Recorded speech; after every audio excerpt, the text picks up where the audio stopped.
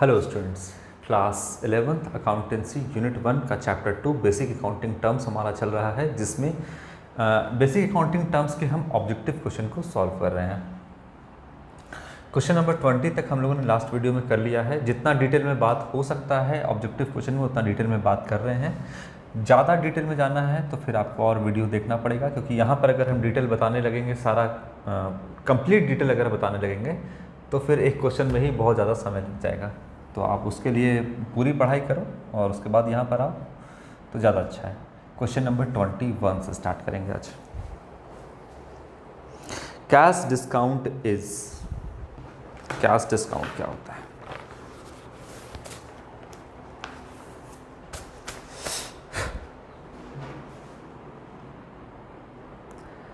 चलिए 1 मिनट रुकिएगा बस।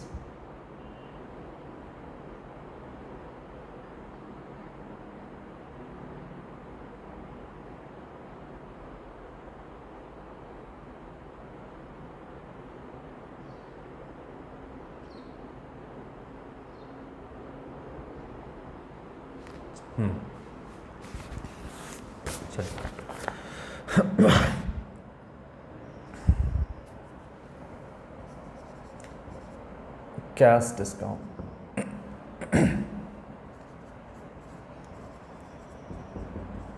Cash discount is allow at the time of sale of goods, allowed at the time of sell of goods, है ना, sell of goods। B कहता है आपका received at the time of making payment, received at the time of, है ना, making payment, making payment. इसके बाद सी number जो है क्या कहता है आपका, receive at the time of purchase of goods, received eight the time of purchase of goods.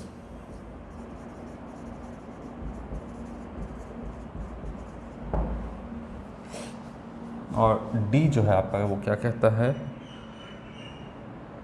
All of this या all of the above, all of this क्या होना चाहिए बताइए। अब आप क्या बताओगे, मुझे ही बताना होगा। चलिए देखते हैं। कैश डिस्काउंट, डिस्काउंट जो है आपका दो टाइप का डिस्काउंट होता है। डिस्काउंट का मतलब छूट।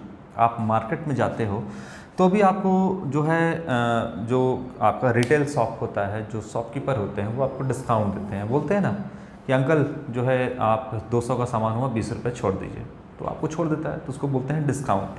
तो आप जान ही रहे हो, कोई नया वर्ड तो है नहीं आपके लिए। लेकिन डिस्काउंट की अगर हम बात करें बिजनेस में, तो उसका किस तरीके से हम इसका अकाउंटिंग रिकॉर्ड रखते हैं, किस तरह से हम इसको रिकॉर्ड करते हैं। तो दो टाइप का आपका डिस्काउंट होता है। एक है आपका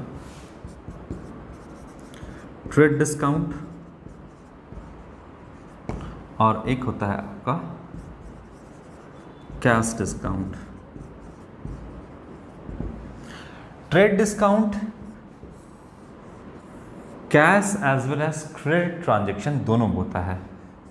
कैश ट्रांजैक्शन पे भी होता है और क्रेडिट ट्रांजैक्शन पे भी आपका, यानी उधार में भी जब आप खरीदने जाओगे तो आपका ट्रेड डिस्काउंट मिलता है। थोड़ा सा हल्का सा आपको बता रहे हैं कि जैसे मान लो कि ये बंदा जो है ये आपका होल सेलर है, ठीक है, और ये जो है आपका, इसको लिख देते हैं W और इसको लिखते हैं R, ये है आपका रिटेलर है ना। अब ये क्या किया कि होलसेलर से सामान परचेस करने जाता है। तो होलसेलर क्या चाहता है कि कोई भी जो मेरा कस्टमर, हकीर होलसेलर के लिए रिटेलर तो कस्टमर ही है ना, तो होलसेलर ये चाहता है कि हम ज़्यादा बल्क में सामान बेच दें, भारी मात्रा में सामान बेच दें, है ना।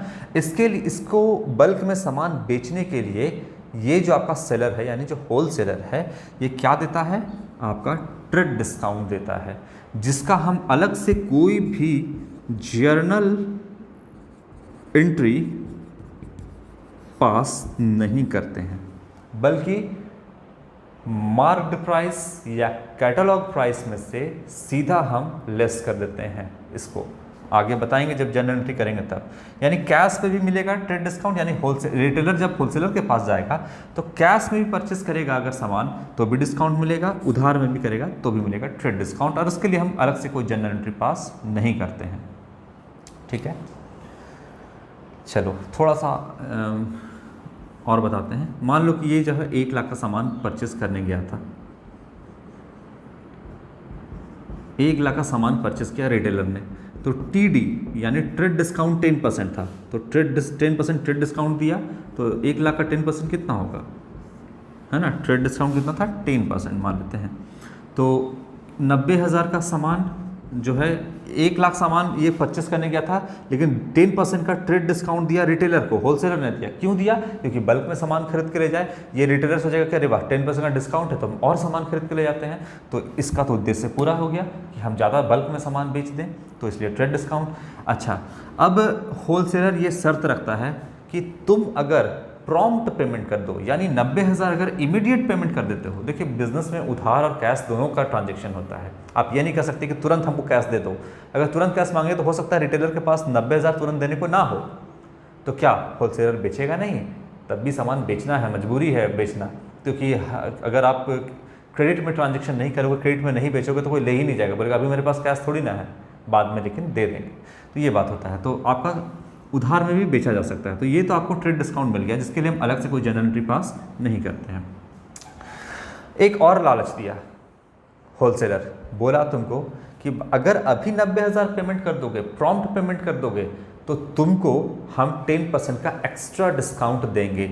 आफ्टर ट्रेड डिस्काउंट इस 90,000 पे हम तुमको एक्स्ट्रा डिस्काउंट देंगे, है ना। कब देंगे? जब तुम प्रॉम्प्ट पेमेंट यानी तुरंत पेमेंट कर दोगे तो, और अगर नहीं करोगे तो नहीं देंगे, सीधी सी बात है। तो रिटेलर बोला कि ठीक है, हमको अगर मिल जाएगा अगर 10% का एक्स्ट्रा डिस्काउंट अगर तुरंत पेमेंट करने पे, तो हम कर देते हैं। तो लोग कर दिया, कितना 90,000 पेमेंट कर दिया इसको, तो 10% का CD यानी कैश डिस्काउंट मिला, तो 90,000 का 10% कितना होगा 9,000। तो बताइए कि रिटेलर को कितना पेमेंट करना पड़ा, होलसेलर को 81,000 सिर्फ पे करना पड़ा, और अगर प्रॉम्प्ट पेमेंट नहीं करता तो 90,000 पे करना पड़ता, है ना। तो कैश डिस्काउंट कब मिला? प्रॉम्प्ट पेमेंट पे आपको मिला। चलिए अब आते हैं ऑप्शन पे। Cash discount is allowed at the time of sale of goods, सामान को बेचने पे दिया जाता है। ना ना ना ना ना, पूछता है क्या, देखिएगा ट्रेड डिस्काउंट के बारे में नहीं बोला है, कैश डिस्काउंट के बारे में बोला है। क्या बोला है कि सेल के समय, सेल करते समय दिया है? नहीं, सेल करते समय तो आपको ट्रेड डिस्काउंट मिला था जब सामान बेचा था। Received eight the time of making payment, हाँ पेमेंट जब किया, पेमेंट कितना किया तो रिसीव किया, पेमेंट करना था आपको 90,000, जब 90,000 पेमेंट किया तो 10% का एक्स्ट्रा डिस्काउंट मिला, जिसे हम कैश डिस्काउंट कहते हैं। कब मिला? मेकिंग पेमेंट, जब पेमेंट किया तब कैश डिस्काउंट मिला। देखिए कैश डिस्काउंट लिखे यहाँ पे, कब मिला? जब पेमेंट किया, और नहीं करता है प्रॉम्प्ट पेमेंट तो नहीं मिलता। तो कैश डिस्काउंट रिसीव किया ये कब? तो eight the time of making payment, जब 90,000 का पेमेंट किया तो 9,000 का डिस्काउंट मिल गया, तो 81,000 ही पे करना पड़ा। तो received eight the time of making payment, इसको पेमेंट देने के समय रिसीव हुआ, और कब? तो जब प्रॉम्प्ट पेमेंट करेगा तो। ये होगा आपका correct option number B. Receive at the time of purchase of goods, ना परचेज ऑफ गुड्स के समय कैश डिस्काउंट नहीं मिलता है। प्रॉम्प्ट पेमेंट करोगे, मेकिंग पेमेंट यानी पेमेंट करोगे तब मिलेगा, और ऑल ऑफ दिस तो होगा नहीं। बात समझ में आ गया हमको लगता है आपको। 21 के बाद 22, इतना डिटेल में बात कर सकते थे, और हम इसका जनरल एंट्री भी आपको वगैरह सब कुछ बता सकते थे, लेकिन अभी ऑब्जेक्टिव क्वेश्चन सॉल्व कर रहे हैं तो इतना काफ़ी है समझने के लिए। 21 के बाद 22, इसको हटा रहे हैं हम, देख लेना। अच्छा, कैश डिस्काउंट का हम अलग से जर्नल एंट्री पास करते हैं, है ना, जर्नल एंट्री पास करते हैं अलग से, ये ध्यान रखना आप, है ना।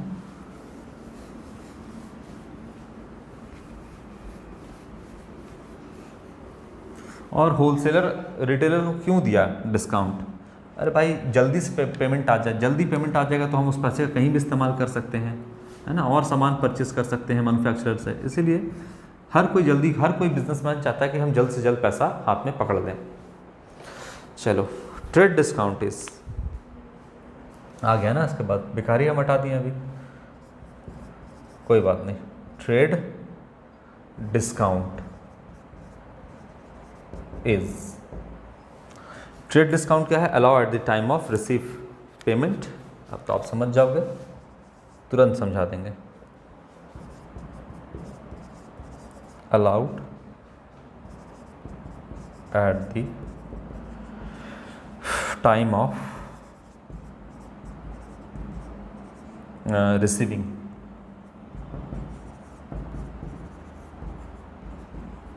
पेमेंट। बी क्या कहता है? Allow at the time of sale of goods, allowed at the time of sale of goods. C कहता है both A and B, both A and B. और डी कहता है आपका allowed in all the cases.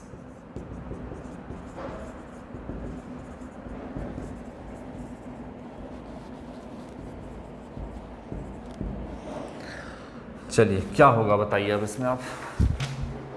Trade discount भी समझा दिए हैं, कैश डिस्काउंट भी आपको हम समझा दिए हैं। आंसर क्या होना चाहिए? आंसर होगा आपका B number, allow at the time of sale of goods. चलिए थोड़ा सा बताते हैं। ये था होलसेलर, मिटा दिए, गलत किए। और ये है रिटेलर। 1 लाख का सामान खरीदा था होलसेलर से,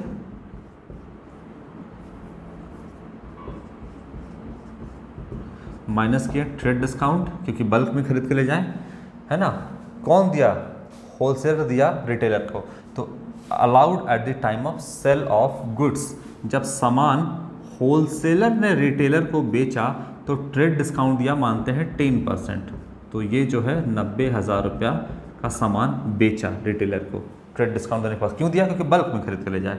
तो trade discount is allowed at allowed at the time of sale of goods, जब सामान बेचा गया तब जो है ट्रेड डिस्काउंट दिया गया। अब चाहे कैश में बेचा गया हो, चाहे क्रेडिट में बेचा गया हो, उससे कोई मतलब नहीं है। सामान बेचा गया तो डिस्काउंट दिया गया। अब होलसेलर क्या चाहता है कि भाई कैश में ले जाओ या तुम उधार में ले जाओ, लेकिन तुम बस ले जाओ सामान को खरीद करके, बाद ही में देना पैसा। इसीलिए ट्रेड डिस्काउंट आपको मिलता है सामान को बेचने पर। लेकिन कैश डिस्काउंट जब आप प्रॉम्प्ट पेमेंट करेगा, यानी रिटेलर जब तुरंत पेमेंट करेगा, यानी सेलर के अकॉर्डिंग, यानी होलसेलर के अकॉर्डिंग पेमेंट करेगा, तो कैश डिस्काउंट मिलेगा। ठीक है ना, ये समझ लो आप। कब मिलेगा? तो ट्रेड डिस्काउंट के बाद। ठीक है, तो ये हो जाएगा allowed the time of sale of goods. Question number 22 यहाँ कंप्लीट हुआ। 22, 23।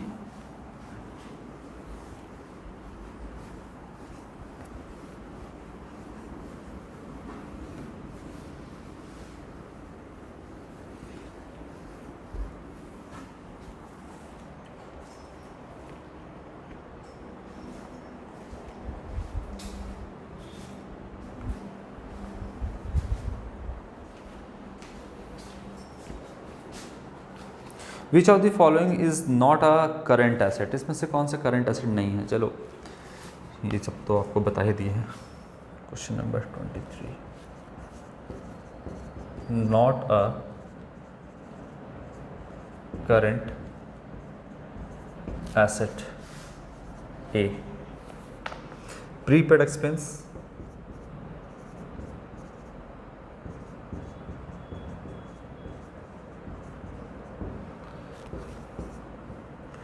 बी हो गया आपका डेटर्स,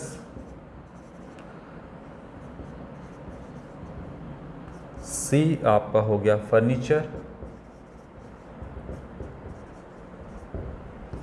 और डी हो गया आपका बिल्स रिसीवेबल, जिसको हम बीआर भी बोलते हैं। अभी आप लोग पूरा लिखिए, बिल्स रिसीवेबल, जिसको हम लोग शॉर्टकट में BRB कहते हैं, इस तरीके से, है ना, शॉर्टकट में BRB बोलते हैं, ऐसा भी लिखा हो सकता है।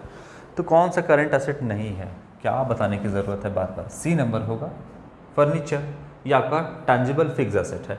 अभी तो बताया ही मैंने, बाकी प्रीपेड एक्सपेंस करंट एसेट है, करंट एसेट है लेकिन लिक्विड एसेट नहीं है, क्विक एसेट नहीं है, ये बता चुके हैं। डेटर करंट एसेट है, लिक्विड एसेट भी है। बिल्स रिसीवेबल आपका करंट एसेट भी है और लिक्विड एसेट भी है ना, क्योंकि डेटर और बिल्स रिसीवेबल दोनों को कलेक्टिवली ट्रेड रिसीवेबल हम कहते हैं, और बिल्स रिसीवेबल के पीछे और कोई नहीं है, डेटर ही छुपा हुआ है, ये बात हम बता चुके हैं, बार बार नहीं बताएंगे। तो ये आपका क्या हो गया, कौन सा नहीं है पूछता है, तो ये आपका करंट एसेट है, ये भी आपका करंट एसेट है, ये भी आपका करंट एसेट है, ये आपका टैंजिबल फिक्स एसेट है। क्या है आपका फिक्स एसेट? फिक्स एसेट में कौन सा फिक्स एसेट? तो टैंजिबल फिक्स एसेट। ठीक है, 23 के बाद 24।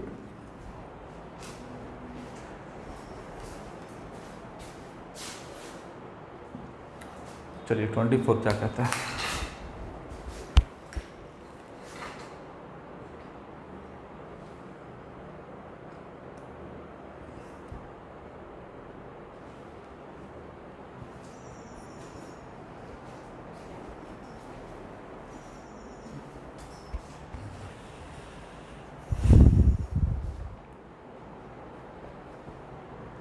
विच of the following is not a tangible asset? इसमें से कौन सा टैंजिबल एसेट नहीं है?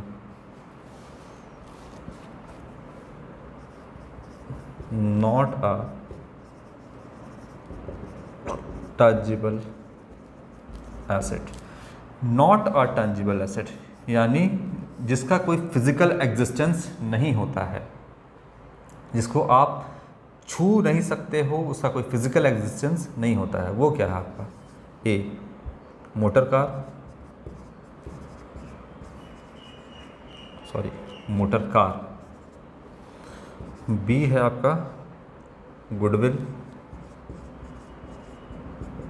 सी है आपका स्टॉक, और डी है आपका बिल्डिंग। तो इसका करेक्ट ऑप्शन होगा आपका option number B, goodwill. Tangible asset, जिसका कोई फिजिकल एग्जिस्टेंस नहीं होता, नॉट अ टैंजिबल एसेट, वो क्या है? तो मोटर कार तो टैंजिबल एसेट होता है, आप देख सकते हैं, छू सकते हैं, महसूस कर सकते हैं, उसका फिजिकल एग्जिस्टेंस होता है मोटर कार का, है ना। स्टॉक जो अनसोल्ड गुड्स है, जो अभी तक, जिसको आप बेचने के लिए लाए थे लेकिन अभी तक बिका नहीं है, तो उसको बोलते हैं हम स्टॉक, उसको भी देखा जा सकता है, छुआ जा सकता है, एग्जिस्टेंस होता है। बिल्डिंग का तो फिजिकल एग्जिस्टेंस होता है, ये टैंजिबल फिक्स एसेट है। तो नहीं कौन सा है? गुडविल। गुडविल किसको कहते हैं? किसी भी फर्म, किसी भी बिजनेस के रेपुटेशन को, जिससे उस बिजनेस की एक्स्ट्रा कमाई होती है, उसे हम कहते हैं गुडविल।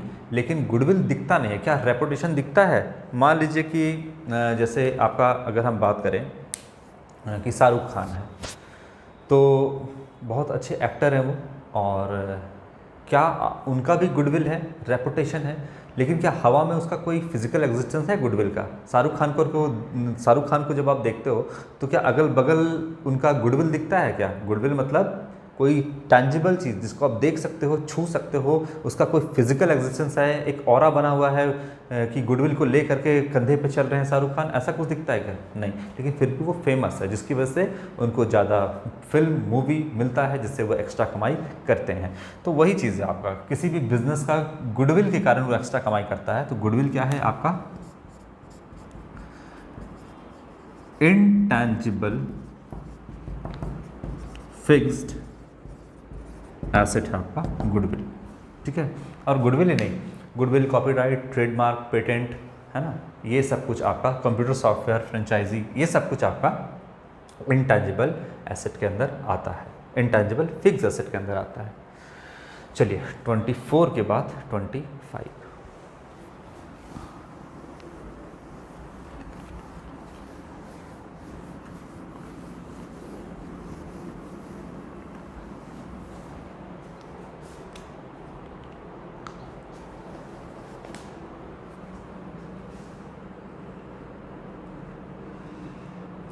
हो गया।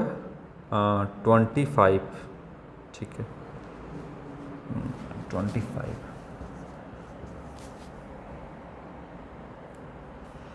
current asset is A, land, B, building, C, machinery,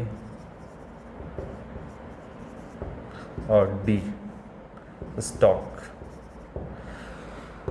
बताएंगे नहीं बार बार। आपका स्टॉक जो है वो करंट एसेट होता है, बाकी ये सब कुछ जो है वो आपका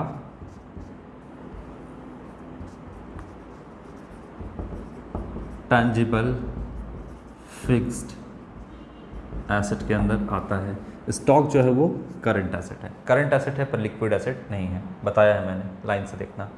लिक्विड एसेट या क्विक एसेट नहीं है, पर ये स्टॉक जो है वो आपका करंट एसेट होता है, यानी 1 साल के अंदर इसको कैश में कन्वर्ट किया जा सकता है। 26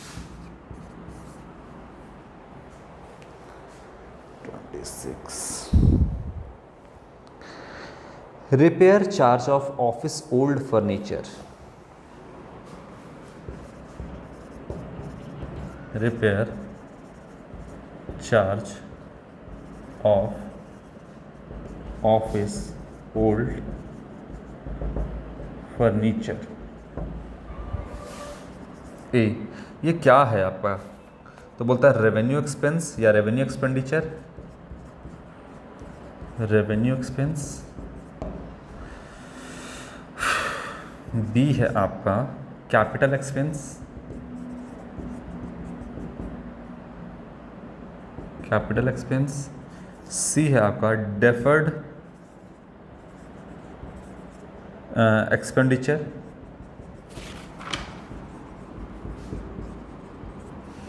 कैपिटल एक्सपेंडिचर, एक्सपेंस या एक्सपेंडिचर, और यहाँ पर भी क्या होगा आपका, या डी कहता है आपका नन ऑफ दिस।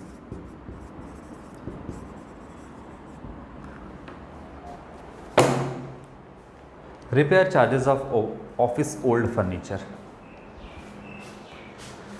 क्या होगा? Revenue expenditure, capital expenditure, deferred revenue expenditure या नॉन ऑफ दिस। आप जिस भी कॉलेज में पढ़ते हो या जहाँ भी आप जाते हो, आपके घर पर भी जो पुराना फर्नीचर है उसको रिपेयर का ज़रूरत होता है, रिपेयर एंड मेंटेनेंस का उसको ज़रूरत होता है। और ख़ास करके वैसा जगह जहाँ जैसे ऑफिस जगह वगैरह है, तो फर्नीचर पुराना हो जाता है तो उसको रिपेयर करने का ज़रूरत होता है। तो ऑफिस का जो ओल्ड फर्नीचर है इसको क्या कराना है? रिपेयर, यानी इसका मरम्मत करवाना है। तो ये किस टाइप का एक्सपेंडिचर है?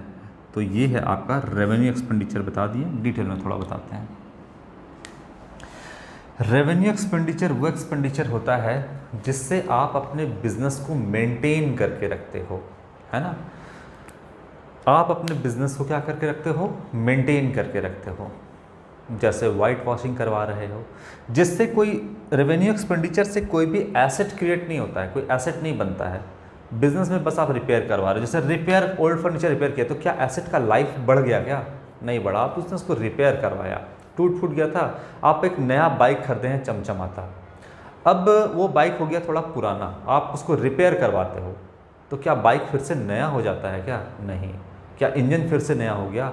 क्या उसका लाइफ बढ़ गया? नहीं। आप छोटा मोटा खर्च करते हो, कभी आपका साइड मिरर टूट गया, कभी बैक लाइट टूट गया, कभी टायर घिस गया आपका, है ना, तो कभी पंचर हो गया, ये सब कुछ। तो ये सब कुछ जो है आप बस बाइक से चलने के लिए आप उसको मेंटेन, उसके मेंटेनेंस पे खर्च कर रहे हो।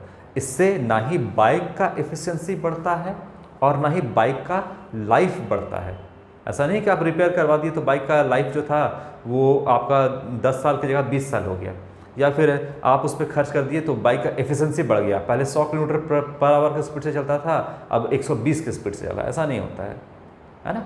तो उस टाइप का खर्चा जो आप किसी भी एसेट को मेंटेन करने के लिए खर्च करते हो, जिससे ना ही उसका एफिशिएंसी बढ़ता है और ना ही उसका लाइफ बढ़ता है, उस टाइप के खर्चे को हम बोलते हैं रेवेन्यू एक्सपेंडिचर, है ना। कोई भी एसेट नहीं, आप पैसा तो खर्च किए, पैसा तो खर्च किए, लेकिन क्या नया फर्नीचर आ गया? नहीं, वही पुराना फर्नीचर है आपका, बस उसको मेंटेन करने के लिए उसको रिपेयर करा दिए, तो ये हो गया रेवेन्यू एक्सपेंडिचर। इसके बाद है आपका कैपिटल एक्सपेंडिचर। कैपिटल एक्सपेंडिचर ये भी एक्सपेंडिचर है, पैसा खर्चा किए हैं लेकिन कोई एसेट नहीं आया, बस आप एसेट को मेंटेन किए, ये भी एक्सपेंडिचर है। लेकिन कैपिटल का मतलब हो गया आपका कि कोई कैपिटल गुड्स, यानी कि आपका कोई नया एसेट बन गया। जैसे मान लीजिए कि आपने पैसा खर्च किया तो बदले में आपने क्या परचेस कर लिया, फर्नीचर। तो एक नया एसेट बन के आया, एक नया एसेट आया, तो ये कौन सा एक्सपेंडिचर है, कैपिटल एक्सपेंडिचर है। आपने बिल्डिंग का कंस्ट्रक्शन करवाया है या बिल्डिंग बनवाया, तो ये कौन सा एक्सपेंडिचर है, एक नया एसेट आ गया, कैपिटल एक्सपेंडिचर है। आप जो है कोई प्लांट एंड मशीनरी आपने परचेस किया तो एक नया एसेट आया, कैपिटल एक्सपेंडिचर है। या फिर आपका बाइक की अगर हम बात करें, या आपका कोई मशीन की बात करें, अगर आपने मशीन परचेस किया तो ये भी क्या है, कैपिटल एक्सपेंडिचर, एक नया एसेट आया, ठीक है। अब मानते हैं कि ये मशीन धीरे धीरे पुराना हो गया, ये वाला जो मशीन था ये धीरे धीरे पुराना हो गया, आपने इसके ऊपर खर्च किया, है ना, इसके मेंटेनेंस के ऊपर। जैसे मान लो कि मशीन का कोई बेल्ट था जो चलता था मोटर में, वो ख़राब हो गया, बेल्ट को चेंज करवाया तो इससे मशीन का एफिशिएंसी नहीं बढ़ा, मशीन खरीदा तो कैपिटल एक्सपेंडिचर है। लेकिन जब मशीन पुराना हो गया तो इसके मेंटेनेंस पे जो खर्च कर रहे हैं वो रेवेन्यू एक्सपेंडिचर है। लेकिन क्या हुआ कि जब बेल्ट बदला मशीन का, तो मशीन का जो है ना प्रोडक्शन बढ़ गया। पहले एक मशीन से 1 घंटे में 5 सामान बनता था, गुड्स बनता था, अब उसको बेल्ट को चेंज करने के बाद 8 सामान बनता है। तो बताइए कि मशीन का एफिशिएंसी बढ़ा कि नहीं। तो बेल्ट चेंज करने का, मान लो बेल्ट का प्राइस 100 रुपया है, इससे मशीन का एफिशिएंसी बढ़ गया, 5 की जगह 8 का प्रोडक्शन करने लगा, तो ये 100 रुपया कैपिटल एक्सपेंडिचर कहलाएगा। लेकिन आपने मशीन का बेल्ट को चेंज करने के लिए 100 रुपये खर्च किया और 5 पहले भी प्रोडक्शन था, अब भी 5 है, तो ये कहलाएगा आपका रेवेन्यू एक्सपेंडिचर। 5 पहले भी था, 5 अभी भी है, तो रेवेन्यू एक्सपेंडिचर। लेकिन बेल्ट चेंज करने के बाद 5 से 8 हो गया, तब ये 100 रुपया कहलाएगा कैपिटल एक्सपेंडिचर। तो कैपिटल एक्सपेंडिचर का मतलब क्या, कोई नया एसेट आए या फिर एसेट का एफिशिएंसी बढ़ जाए, उसका कैपेसिटी बढ़ जाए, तो उस एक्सपेंडिचर को कैपिटल एक्सपेंडिचर कहते हैं। तो फिलहाल यहाँ पे बोल रहा है कि ओल्ड फर्नीचर का रिपेयर करा रहे हैं, आप मेंटेनेंस का काम कर रहे हैं, नॉर्मल डे टू डे का उस पर रिपेयर करा रहे हैं, तो ये रेवेन्यू एक्सपेंडिचर है, कैपिटल एक्सपेंडिचर नहीं है। डेफर्ड रेवेन्यू एक्सपेंडिचर कहते हैं, क्या किसे कहते हैं, वो एक्सपेंडिचर जो आपने किया तो आज है, पर उसका बेनिफिट आपको आगे आने वाले 4 से 5 साल, 10 साल के बाद दिखाई देगा, 7 साल के बाद दिखाई देगा, तो उसको बोलते हैं डेफर्ड रेवेन्यू एक्सपेंडिचर। जैसे हमने एक जूस का मान लीजिए कि कोई मार्केट में लॉन्च किया कि मेरे नाम से जो है ये एप्पल जूस बिकेगा, तो आज कस्टमर को कैसे पता चलेगा, या आज लोगों को कैसे पता चलेगा कि भाई ऐसा कुछ जूस आया है मार्केट में। या जूस की हम एग्जांपल अगर छोड़ देते हैं तो बात करते हैं जैसे कि सर्फ एक्सेल वगैरह है आपका, है ना, डिटर्जेंट पाउडर वगैरह जो है आपका, उसकी अगर हम बात करें, हमने एक डिटर्जेंट पाउडर का जो है वो बनाया है हमने, और हम चाहते हैं कि इसको मार्केट में बेचें। लेकिन कैसे बेचेंगे, तो पहले हमको एडवर्टीज़मेंट कराना होगा, चाहे आपका न्यूज़पेपर में कराएं, चाहे आपका टेलीविज़न में करवाएं, कहीं पे एडवर्टाइज करना होगा, तब लोगों को पता चलेगा कि हाँ ये डिटर्जेंट जो है वो मार्केट में आया है। तो क्या आपका डिटर्जेंट के एडवर्टीज़मेंट को देखते हुए, अच्छा एडवर्टीज़मेंट कराया तो एडवर्टीज़मेंट पे आपने खर्च भी किया होगा पैसा, हाँ, क्या फ्री में एडवर्टीज़मेंट हो जाएगा, नहीं, पेपर में दिया होगा, टीवी में दिया होगा, तो एडवर्टीज़मेंट का कॉस्ट लगता है, पैसा लगता है। लेकिन जो भी आपने खर्च किया, क्या उसका बेनिफिट आपको तुरंत मिल जाएगा, तुरंत आपको नहीं मिलेगा उसका बेनिफिट।